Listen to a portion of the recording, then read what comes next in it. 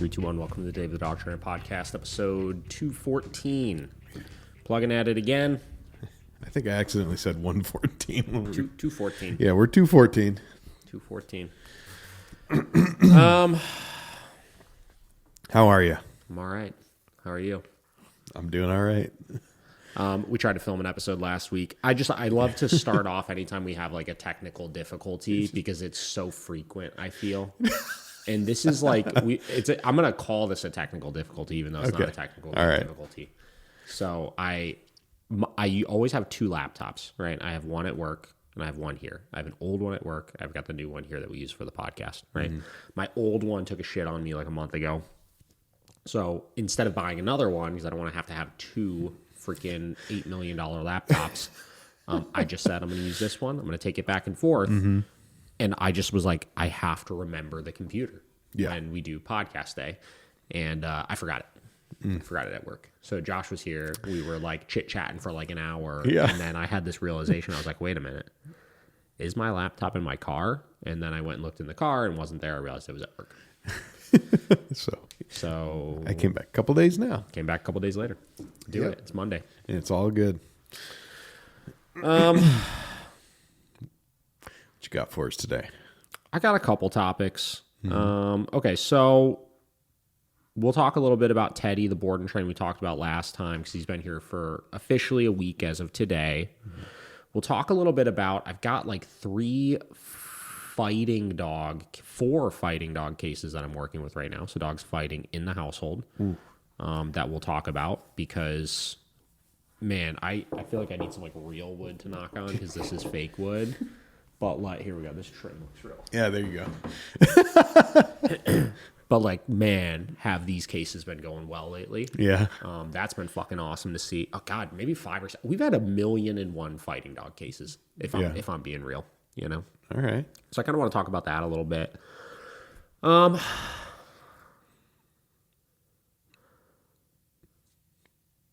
Yeah, we'll talk about those things. Okay. I don't know. I was thinking, okay, so here's the thing, right? So I lost my first dog, right? Yeah.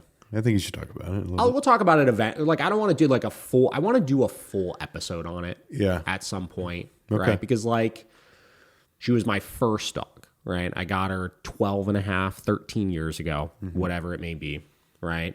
And like that dog was like my introduction into the dog world. Like I never had one growing up, right? I got that dog, right? And like she is like the reason why like all of this exists, right? So like I want to do a good, like obviously I'm upset about it, but that's not really the reason why I don't want to talk about it fully just yet. Like really it is like I want to do a full episode where I try to look at like all of these like major, like there were so many learning experiences going through that. You know what I mean? Yeah. And like there were so many milestones like over the course of her life, right? And I want to do it justice and try to really pinpoint like, man, these are all of the like quintessential things that I learned through that journey, right? Where we could like make a really good episode on it, right? Yeah, for sure. But what we can talk about with it is just this year has been a really tough year for dogs, like just in general, right? So like, or I should say animals in general. Like it's, okay, so we lost Vera, right, last week. We lost our senior cat like a month ago. We have had, prior to even that happening, like every month there's been like 2 or 3 like dogs that have been in our circle, if you will, right? Within the company that have passed away, like either just from old age, or like freak weird incidents and stuff that have happened. Like we had this one dog like a month ago, this dog Coda that like came to daycare like 2 times a week, right? The like such a great dog, right? And she was like younger. She was probably like 5, 6, something like that. Oh wow. And like randomly, I want to reach out. She passed away, right? It's just crazy, right? Whoa. Literally yesterday. No. Not yet, but she reached out to me and told me that next week is going to be the week, right? Really? Just like, it's almost in I forgot who I was talking about this with. Maybe it was you. Maybe it was somebody else. I don't know. But it's almost like we're in this like changing of the guard. Was it you that I was talking about this with? Yeah. Kind of? Yeah. Yeah. Okay. So like it's crazy when you look back on, right? Like we're in our 10th year of having a business, right? I've been training dogs for, professionally 12 years, whatever, know, whether working for somebody or doing it myself. And like it's crazy that we have had these dogs that have like followed through that entire journey, right? Dogs that I talk about all the time. There's so many dogs that I worked with 10 years ago, 11 years ago, right? That just, stuck around, right? We boarded them. We did daycare with them. We touch base with them regularly. Training needs that they need 5 years down the road, stuff like that. Like we help them with. And like, I think it's just like this realization that we are at this point where it's like that generation of dogs is going away. Yeah. You know what I mean? Like when you've been and it's crazy because this is a first for me. You know what I mean? Like the average lifespan of a dog is like 10 to 12 years, right? And I am now officially in 10 to 12 years of doing this. Yeah. Right? Yeah. So it's crazy that like this year is the year that it's real. It's shown itself as that. You know? Yeah. Yeah. Because you and I, we were talking about that on Friday, where it's, that transitional, it's a great term, transitional phase. Yeah. Because all those original dogs that you've seen over the years, I mean, even from the 7 to 10 years are all going to start, Yeah. It's about that time. And it's it's very interesting probably for you to see that. Like, and it's probably actually awesome too, though, that you've seen these dogs have amazing lives because you've been there the whole time. That is true. Yeah. Yeah, it's cool. I mean, it's just, it's wild, like you don't like when you get a dog, right? Like you never really, like you're aware that like the lifespan is not that long, right? But like this is, and this is interesting. Like I'm the newbie in this conversation, right? Because I've only owned animals for 12 to 13 years, right? I never had them growing up, right? I'm sure I'm way younger than the vast majority of the listeners, like even on this podcast, right? And many of which have had probably 2 generations of dogs now, right? Maybe even more than that. Yeah.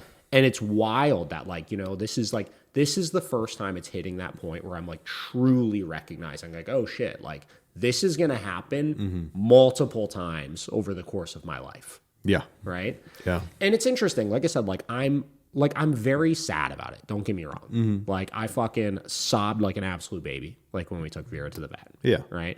But like, I don't know, something about it.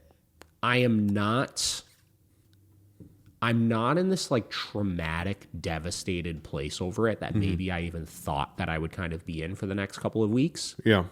Where like I just like it is an accepted part of dog ownership, right? Like in the case of both of our animals, so Turk, our cat, and Vera, my pit bull, like we just hit a point where you just like knew the time was right, and I feel like that actually, I don't know, there's some like peace to that, if you will. You know what I mean? Of like, you just know, like she had lymphoma, right? Like she was deteriorating really quickly. Like actually, if anything, I was upset we had to wait as long as we did to do it because my wife worked like a really awkward schedule. She just started a new job, so she couldn't just like call off or anything. So we probably had to wait about 24 hours longer than we would have liked to, even in order to do it. And like that was actually like almost the relief of finally being able to get to do it because like she was struggling, right? She was like in distress, like she was not having any fun, right?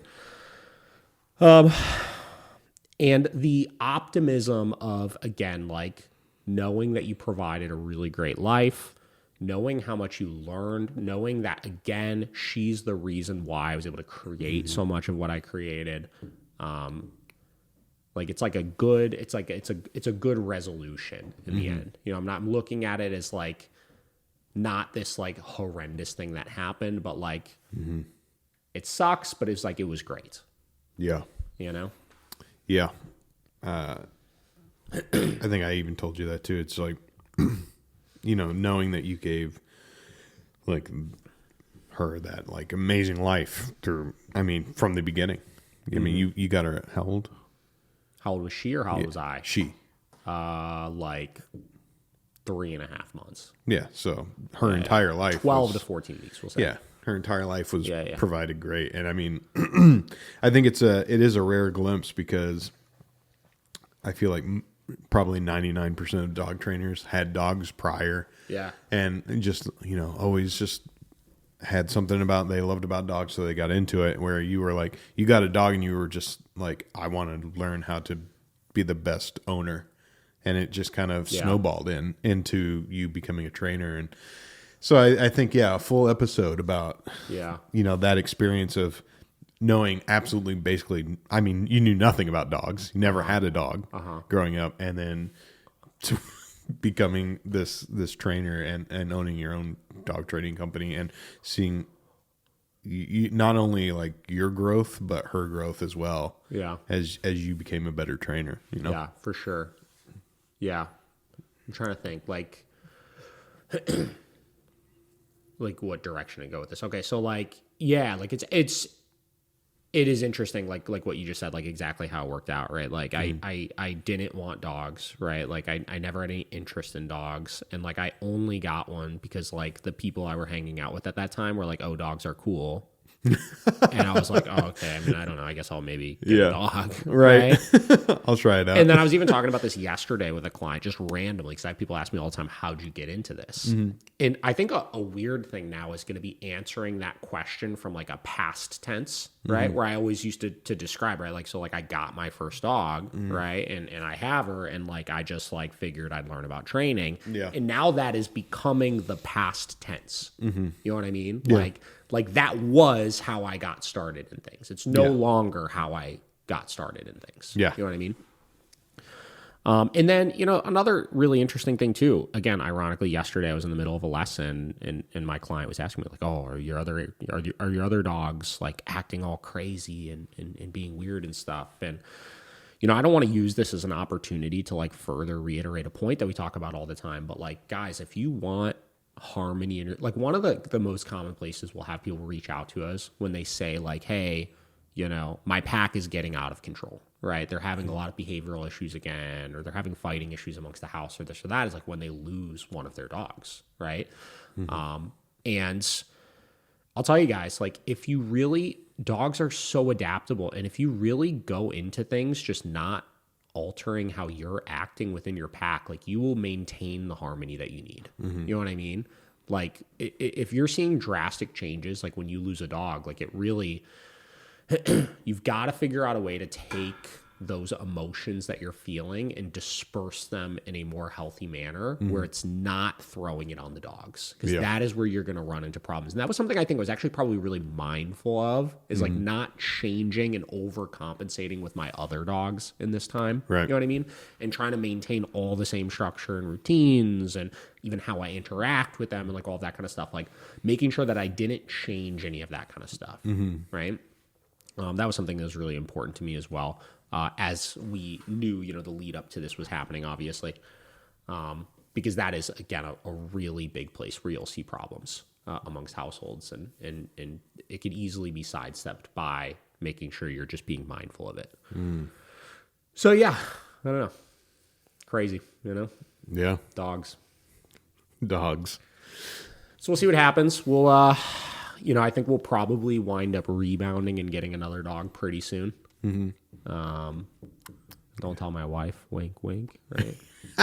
But I've got some feelers out there. Yeah, you do. I got some feelers out there, so we'll see what happens. Yeah, she only listens to these episodes like 2 months after they come out, so like I feel like I can confidently talk about it and know she's like not gonna hear this until it like already happens. Yeah, she'll be like, "Oh man, it was already there." Yeah, I think either option that he's looking at right now is going to be an interesting one. Yeah. For the future. We're thinking either go like a fucking small dog, right? So like my wife has been wanting like a dachshund or something like that, which I think would be really cool. Yeah, I guess. Right. So like a small dog, or I'm really thinking about getting another Malinois. I reached out to the guy that helped me find Vinny, the guy at West Penn Mondio. He's got a breeding program. He's incredible trainer, breeds phenomenal dogs. And I reached out to him the other day, and he's got some feelers out there for me. That kind of sounds fun. I feel like I have no interest in getting into like dog sports or anything like that again, right? I literally, I couldn't have less of an interest in it if I'm being 100% Really? honest, right? Yeah. But I do feel like I have been at this stage in the game, right? So Vinny's going to be 12, right? Deli is going to be 10. Waffles is going to be 5, right? So like 2 of my dogs are getting up there in age, right? The other one is just the fucking, he's Waffles. Yeah. Right? It's just Honestly, he's just the easy dog that is so low maintenance. The and easiest. Like Yeah. whatever. And like because the other 2 are older, they're fucking easy. They just kind of like they know their routines, they know their place and things, and it's just like a cakewalk. Yeah. I'm not saying I want a challenging dog by Yeah. any means, but there is a part of me that like does feel like, you know what, if I had another dog like that, right? Would that re-spark something a little bit of like becoming more like challenging myself as a trainer again a little bit, like with a dog like that. You know what I mean? And, Yeah. and like really creating an extra, because like when I got Vinny, right? Like I raised him, obviously. I got him when he was very young. He's 4 months old when I got him. Like I raised him for sport work. Yeah. You know what I mean? Like I raised him like juicing him up beyond belief, Yeah. right? Fucking bite work and like jacked up Yeah. and like, you know what I mean? Like very much treated him like a working dog. Like he's in the kennel unless he comes out for training and this and that. And then I transitioned, like when he was probably 4, I would say, I transitioned to like, you're a pet dog now. Yeah. Right. And I had these hurdles I had to overcome where I was like breaking old habits with him. You know what I mean?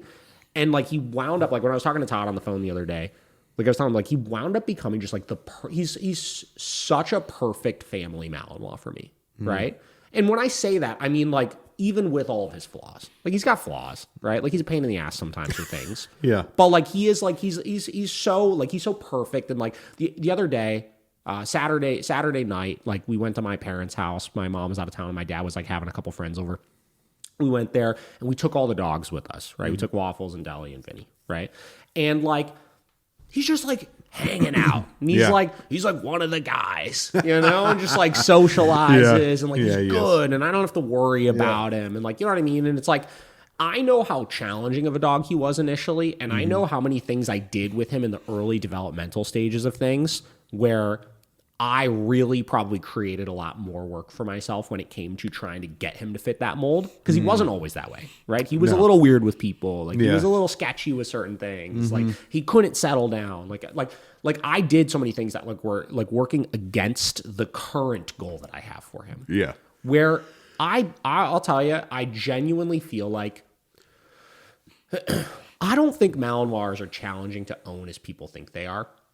Like somebody asked me the other day, I'm going in a couple directions with this. Somebody asked me the other day, like they always ask, how many dogs do you have? What kind of dogs do you have? It's like, oh yeah, Malinois, this, that, right? And they're like, oh, Malinois, like, wow, is that dog crazy? And I was like, yeah, but like, honestly, like when you're a professional and you know what you're doing, right? And especially, I really don't want to be like, oh God, I'm so much better than everybody else or anything. But like, I have a very different view on like integrating dogs into a family and like not micromanaging them constantly and stuff, which I think even further works in my advantage with stuff like this. Yeah. I really don't think they're that challenging of dogs to own. Right. And I think if I were to raise another one, knowing everything I do right now, and if I were to raise them with more of the mentality of providing the outlets they need, but not trying to go above and beyond to create so much juiced up adrenaline drive, because that's really what you do with a working dog initially when you get them, is you take their level of drive that they have inherently by themselves, and you take the volume and you jack it up to fucking max. Right. You know what I mean? Yeah, Right? yeah. Like if I just worked with what I had and gave them those outlets, right? But focused on just creating stable, sound, socialized genetics, damn, I really think I could have a really fucking awesome Malinois right now. I believe that. Right? Yeah. Like there's just people out there. Like I look at like when I went to Toronto and taught that seminar, the guy at Canine Academy, like he's got 2 or 3 Malinois himself, right? And I just remember looking at those dogs when I was there, and like he looks at things very much like I do, right? Like, yeah, you did some like, bite work stuff with them, this and that, but like his priority was like he does a lot of socialization, right? He needed these dogs to be able to integrate into his daycare and this and that. And they were such well socialized, good tempered dogs, right? Okay. And a part of that's breeding, right? And a part of that will be me selecting the right one, right? But a part of that I think is how you raise them. Right? I think it is that combination of having sound, good genetics, but also being mindful of like, as they're growing and developing, how you're exposing them to things. Right? I think so too. When I think about when we first met, when you first hit me up, I'm pretty sure your profile picture was that picture where you're like standing by the board He's jumping and the wall. and Vinny's just completely vertical. Yeah. So you were going hard. You were going out to PA how many times a week? Dude, like twice a week. Yeah. I was going like Tuesdays and Sundays or Mondays or Wednesdays and Sundays or something like that. It was too much. Yeah. But still that's another cool thing from the past when working mondoring and then you're going to be a pet dog now. Yeah. Like you said, you just basically had to rewire everything that you did for the first 4 years. Yeah. There's a really interesting podcast that I did, the Miracle podcast, right? The staff podcast. Yeah. Where Michelle and I did it together. And this goes hand in hand with what we're talking about. And the title of it for people that want to search it is like David and Michelle get into a fight. She's fired or something like that. Right. And in it, her and I had a really good debate on, because I was talking about how I wanted another Malinois. And she was like, well, what do you need another Malinois for, basically? Right. Yeah. And we got into this debate about like, one, just like, I want one because I think they're cool. I like them. Right. Yeah. But two, this debate of like, if you have no intentions of doing sport work with a dog, can or should you still get a dog that's like the Ferrari of dogs, right? And I feel like I made a really, really, really good case on why getting a Malinois and approaching it from the lens that I am approaching it from right now arguably provides a better life for the dog than if you were to pursue sports stuff with the dog. I think it was really interesting. And in the end, we didn't really disagree on a whole lot, but it was a really good conversation that anybody that's interested in that, obviously I recommend that you check it out. But anyway, so that's kind of what's going through my mind. Yeah. So we'll see what happens. We'll see if that winds up taking fruition or not. I think if you were to call me tomorrow and say, hey, I've got a puppy for you, I think I would just say, yeah, and just go get it. Right. I think the longer time goes where like, maybe it takes them 2 months to get back to me or this or that, like I'll probably think about it a little bit more. But right now I'm pretty gung ho. Like, I think that's the direction that I want to go with stuff. And I think Kate would really like it because like she fucking loves, like Vinny is like her favorite. Right. Oh, yeah. And she said 1 million times how she always wants to have a Malinois, and Vinny's getting up there too. Right. So like, again, getting back to the changing of the guard, right? It would be nice to have that like overlap. Right. Not that I think they fucking train shit to each other or anything like that, but like it would be kind of like a cool overlap. And then she also always wanted a female Malinois, which I would get another female regardless of what kind of dog we get right now. I just like always having 2 males and 2 females. It makes sense. So, yeah. I mean, I think it's because we've talked about like breed selection a lot with like people, and I feel like normal people probably still shouldn't get a Malinois, but in your situation, I think it's a totally understandable thing. Yeah, I mean, obviously, I have the luxury of having access to like 8 million resources that your average person doesn't have. Which is why I don't really think there's a trainer. No, actually, that was a fucking lie. I was gonna say I don't think there's a trainer out there that wouldn't be okay with a Malinois, but actually, there's some fucking shitty trainers out there. So maybe not. Maybe I retract that statement a little bit here. And I don't say that because that's actually not true at all. But I think that's the asterisk. Like he's a trainer. Like he's got a lot of resources. Yeah. Yes, Malinois are great, but maybe not for everybody. Yeah, for sure. So that's cool. So like I said, I've been working with a bunch of fighting dog cases here. knock on wood, they're going super well, man. Like fighting dogs has always been the thing where it's like most dog trainers out there that you'll work with really preach that there's like a low success rate with it. And I actually would say up until recently, I probably would have really agreed with that. But like, it's been going well, man. It really has been going well. And I wonder sometimes how much of that is like, I've just gotten a stretch of really like easy fighting dog cases versus the changes that I've made to our program are just like that much more efficient at working through stuff like this. I don't actually know what the answer to that is yet. I'm still kind of evaluating. Yeah. You know?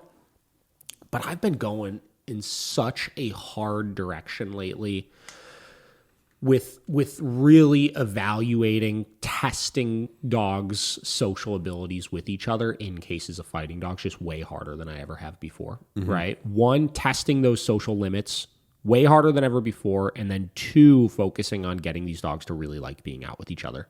You know, that has been another big adjustment, because in the past it was manage and control situations until you're in a position to set up a healthy social with the dogs, right? When you are setting up a healthy social with the dog, don't do anything to create any extra arousal, and remove all of the things that dogs would typically fight over: food, toys, affection, right? The first side of it, I'm still standing pretty true to, right? Like, unless you're in a position to actively socialize these dogs with each other, don't have them together with each other, or use your training to kind of manage them with each other, et cetera, right? Yeah. I have really stood by that. But the second side of things of don't do anything to create more arousal and manage resources is the one that I've almost completely thrown out the window with fighting dog cases specifically. Really? Right? Like, it's just like when dogs are fighting in the house, like, we know that there's going to be those triggers that are creating the fights. And it's like, how long can we avoid them for before they inevitably happen? And when they inevitably happen, like, can we set up scenarios where it happens, where we're in a position to address the problem when it happens? Like, and like a bunch of the most recent ones, like we've had, like Luna and Tilly, right? There's some YouTube videos you could see of them. I did a follow-up session with them yesterday. They've been home for 6 weeks now, right? 6 weeks. These are dogs that they got in such a massive fight. They were separated for weeks, right? They tried to put them back together with each other one time, and on site, these dogs tried to fuck each other up. Bam. Then when they came to our board and train facility, the very first time we put them together with each other, right away, they tried to fuck each other up beyond belief. Damn. Right?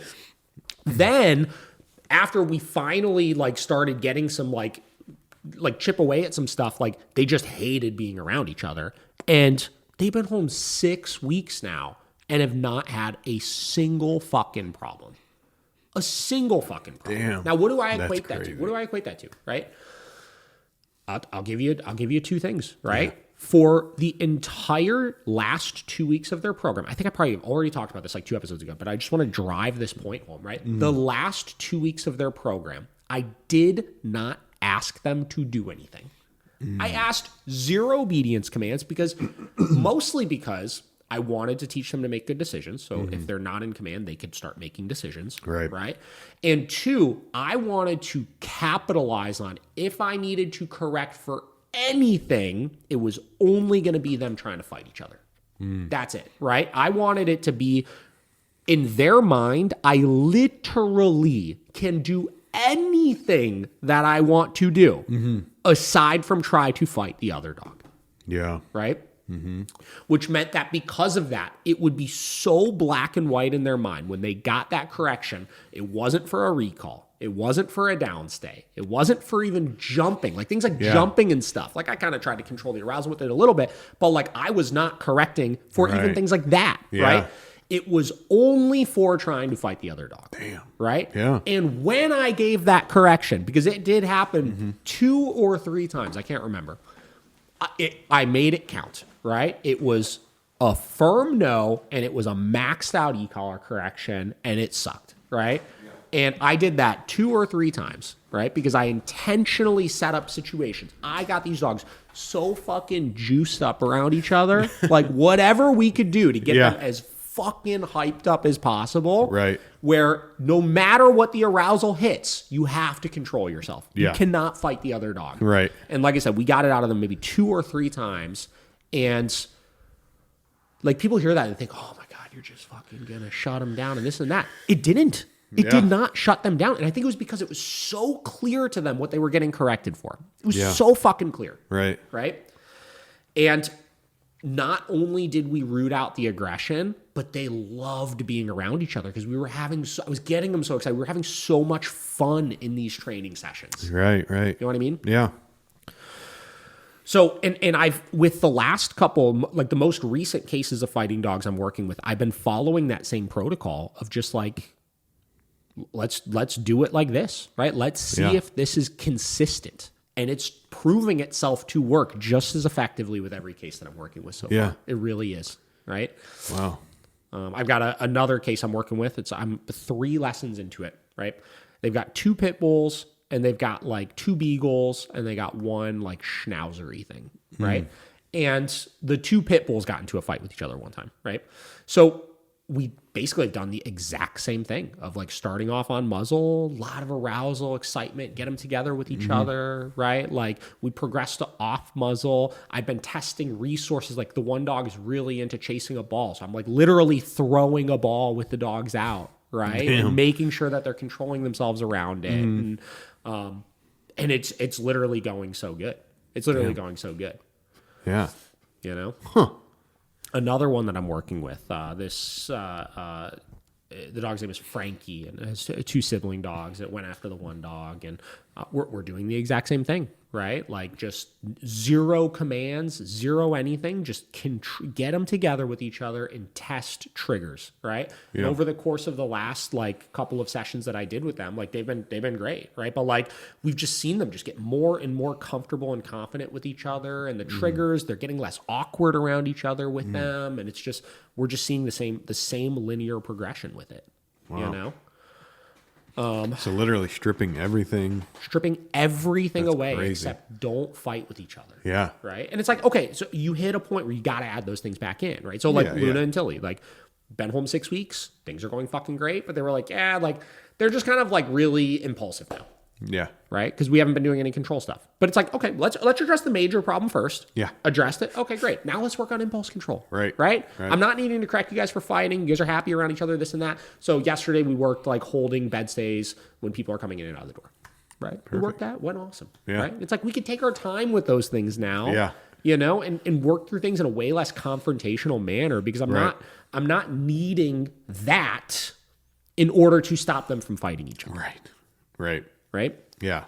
And I mean, that's obviously big issue number 1. Issue number 1. I mean, literally is the major concern. Yeah. Right. And it's just, I don't know, man. Like you start questioning a lot of these things that you've heard trainers say 8 million times before of like, and again, I'm sure you can even pull clips from old podcast episodes of me saying these things of like, oh, well, you need to gain the leverage to address those things by making sure the dog can hold bed stays and walk in a heel position and this and that and blah, blah, blah. And it's like, do you? I don't know, right? I'm not saying there's no truth to that because there are always outlier situations, right? There's always ways we've addressed things that work for 99% of dogs that like there's 1% of dogs where it doesn't work with. Right? Like I've got an example I'll talk about in a second actually of that. But like, holy shit, like it's... Do you actually need to fucking worry about that? I don't know. Right? Teddy, right? Teddy, the dog I talked about last time in detail in the podcast, failed by a bunch of other trainers. All they did was fucking obedience training with this dog, with the dog still just like acting a fool in the house, right? He's been here for a week. I have now corrected this dog 3 times in total. 3 times in total. Damn. I'll tell you all 3 times. Right? Okay. And he's doing so good. He is doing so good. He's so happy. And he's such a joyful young dog now, which this is something he struggled with. He fucking hated his life when I went to go pick him up, right? And he's just having fun everywhere now, right? Yeah. I corrected him for picking up a chicken bone off of the ground out on a walk, right? Because I haven't been healing him. I've just taken him out on Flexi and just go fucking do your thing, right? Picking up a chicken bone off of the ground. I corrected him for that. I was at Crocker Park. I took him to Crocker Park. Same deal. Just in a fucking... not in a heel position, just on a flexi, right? Just doing our thing, hanging out at Crocker Park, right? He tried to pick up a piece of pizza off the ground, corrected him for that, right? And I've brought him to my house a couple of times to like hang out with my dogs and get used to being comfortable in a house and see if there's any problems there. And one time he tried to jump on my windowsill to like look out the window. Corrected him for that. That's it. That's it? 3 times, right? Damn. 3 times. And you know, I've used negative reinforcement to like force him into some situations like jumping into the car we talked about or getting into his crate. And again, those things are fucking no problem now. You open it, he gets in. Yeah. Right? So it's like just stripping everything away. What do I need to get this dog to do? Well, I do need to get him to get into a car. That's like training an obedience command, essentially. So I've just used the negative reinforcement, make sure he realizes he's got to do it. And then when you're free, just don't do a couple things, right? He had a little bit of a history of like guarding objects and stuff. So like picking up the chicken bone, picking up the pizza, right? Those are things historically you probably would have tried to guard. So it's like, hey, don't fucking pick that up. Yeah, don't even have it. Don't pick it up. Damn. Life's good. Yeah. You know what I mean? It's Yeah. like we're cruising, right? Yeah. And this week I'm going to start adding just a little bit of fun obedience training back into it. Like not as like a demand, not as like I'm demanding you to do these things, but like, hey, let's make sure you're still going to listen to me and make sure you don't have like super negative association with doing it. But like past that, it's just, we're still just hanging out, right? Yeah.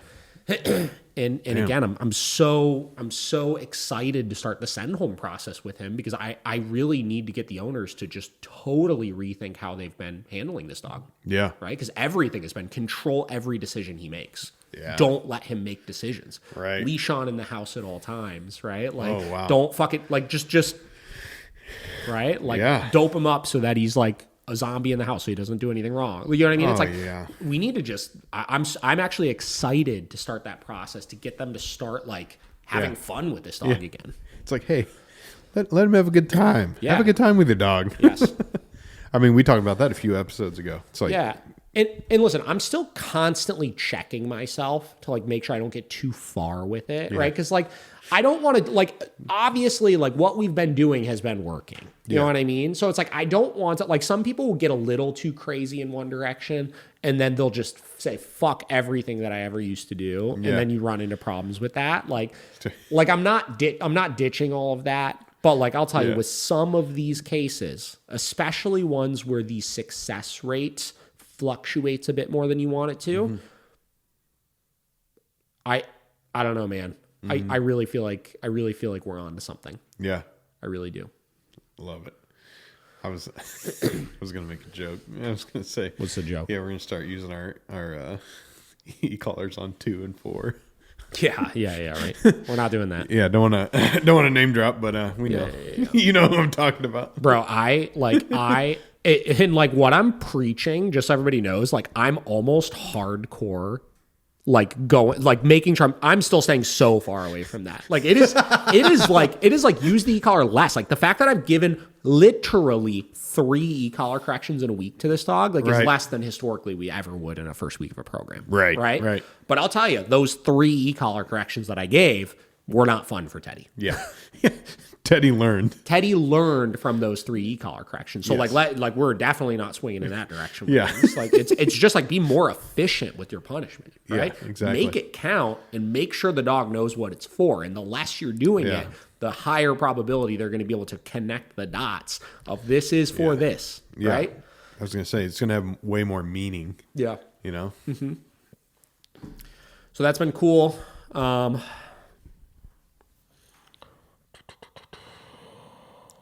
Okay, what were you going to caveat to? I forget now.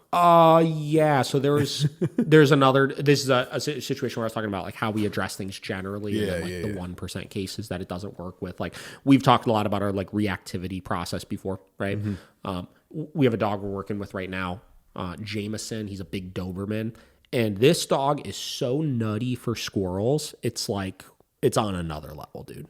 Like it's actually on another fucking level how nutty he is for squirrels. Yeah. And, you know, a lot of our general process would be like, hey, like enforce your expectation on the walk, you know, punish for noncompliance of it. Like this was just not working with this dog. Just plain and simple. It just absolutely was not fucking working. He just would blow through anything. Like it was becoming a lot, right? Yeah, it just wasn't working. So we did a session yesterday with him where I'm stepping in and helping out one of our trainers with this dog. So I was like, let's hit the reset button. We took this dog, we took him into a field where there are a ton of squirrels around, and I put him on the 100-foot long line that I have. And basically I said, I am not like, the problem with dogs like him, when they're as nutty for something as they are is there's just too much arousal, right? And if you're trying to ask them to contain that arousal into a very specific thing, for some dogs, it's just creating an absolute time bomb, right? Where it's just at a certain point, they just have to explode it. And it's just, there's no stopping it then at that point. Yeah. So we did kind of what I'm suggesting with these fighting dog cases. We put them on the 100-foot long line and we said, do anything you want except chase a squirrel. Yeah. Period. Right?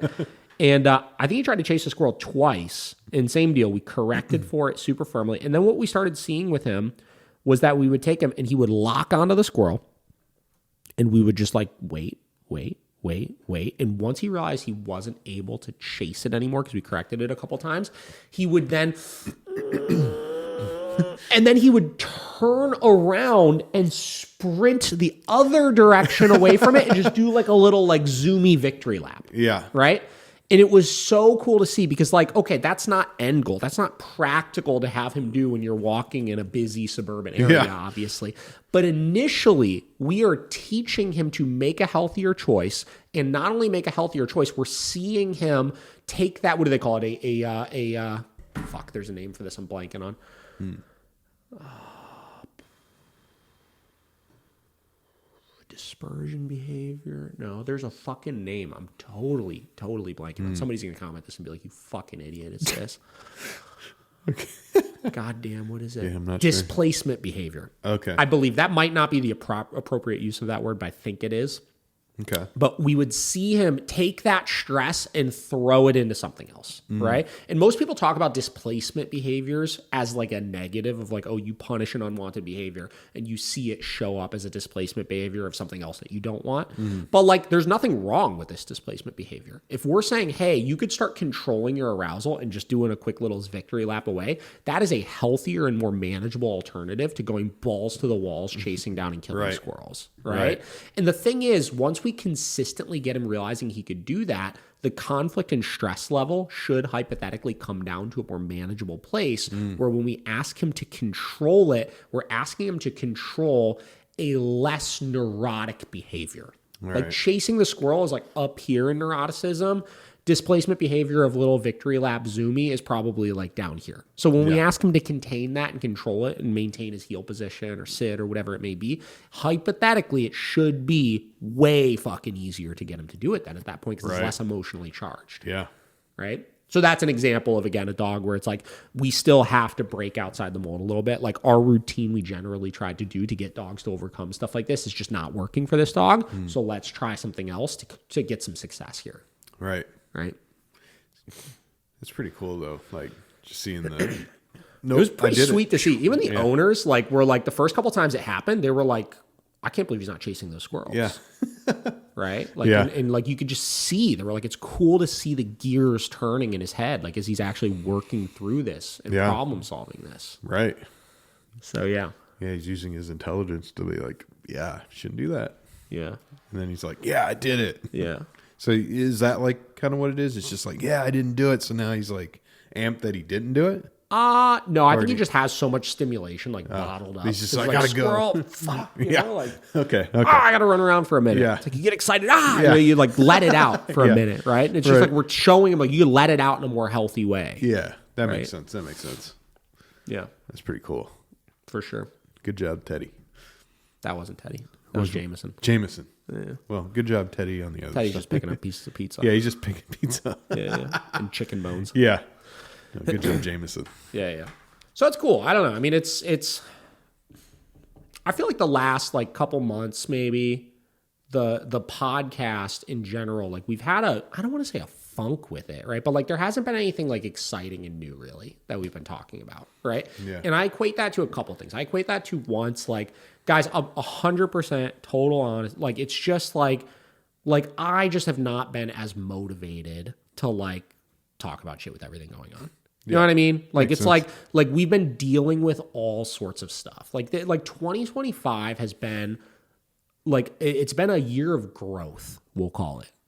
You know what I mean? Right? Like it's been a year of growth, it's been a year of learning, it's been a year of overcoming hurdles. Like it's just like personally there's been like all sorts of stuff, you know, just like going on in my head, right? Yeah. But like I do feel like through all of that, I've taken some opportunity over the last few months to like self-discover a little bit and like continue to reevaluate what I'm doing and like how to help my clients better and refine things. And the thing is, like, it's tough to even talk about it sometimes. Like, I'm not even preaching this from the lens of like, you should do this. This is what it is, right? Like, I'm sharing what I've been trying, and that damn, like, it feels like the results that I'm getting right now are even better than what I had been getting before. So like, I'm kind of taking you guys along on the journey as I play with some of these new ideas and concepts. Yeah. But that's, I don't know. That's what's been new in my world. Yeah. You know, a lot of stuff, a lot of ups, a lot of downs, a lot of just life. Yeah. You know, a lot of life. And, you know, I know we brought this up like a couple months ago, but it's good to evolve and grow. And, you know, we talked about, you know, Michael Ellis, when he was talking about that thing that changed after years and years, he's like, I'm starting to look at things differently. Yeah. You know, it's like even a guy like that, like you got to constantly be seeing what works and what you can do to evolve to make it even better and more refined. I mean, that's at the end of the day, that's your product. Yeah. Like, how do I make this as good as I can for everybody? Yeah. Yeah. You know? Sure. And it's great. Yeah. It's great to see. Which, by the way, that still might happen. Yeah. We're still hanging on. We're still hanging on it. I was told that I would hear from him mid-October, so that's coming up here real soon. It's the 13th right now, so. Yeah. So it's still going to be hopefully happening, guys. I still got my list of questions in my note section. Perfect. It's going to be a good one. I got, wait, hold on. Michael Ellis podcast. Got some major topics there. Yeah. When it happens, when it does happen, it'll be a really great one. I know it will be. And, yeah, I mean, you had especially the last like 3 months, I feel like it's been a very roller coaster. It's like, oh, you guys go on a family trip. Oh, you know, a pet goes away. Family trip, pet goes away. You know, it's like, it's been you highs and then you come back and you hit real lows, you know? Yeah. Yep. So that's what's new. Yeah. Yeah. If you guys have any questions on any of that, let me know. Yeah. But that's all I got for today. Sounds good to me. See you next time. We'll see you.